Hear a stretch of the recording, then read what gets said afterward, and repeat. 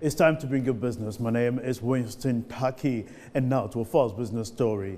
The cooperation between China and Ghana has been going on from strength to strength over the past decades, which has brought immense benefit to the two nations. Speaking on the sidelines of the one-day media training organized by the Africa-China Center for Policy and Advisory, the director, Paul Frimpong, says China is the right partner for Ghana.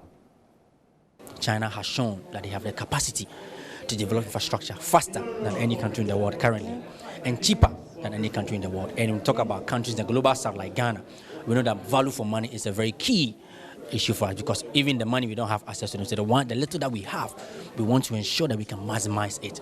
And I believe that China has developed, look at the history, the legendary infrastructure they develop in their country.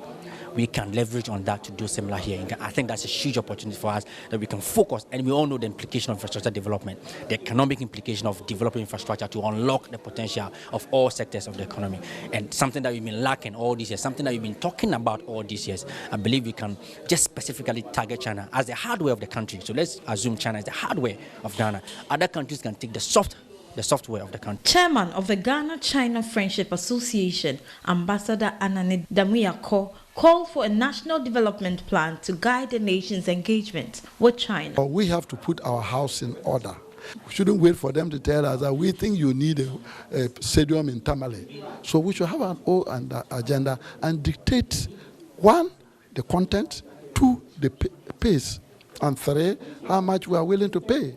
The Executive Director of the Africa-China Center for Policy and Advisory, Paul Frimpong, believes the partnership has immense benefits for both countries. We all know China closed its economy, for decades until it started opening up, and the story, as you've seen, being so exciting that they are now out there investing hugely. Now China is the largest investor in the whole world, not just in Africa, in the whole world. Remember the Belt and Road Initiative that they've introduced, which is helping. So it tells you that as a country, we need to own our own history and our developmental journey and agenda.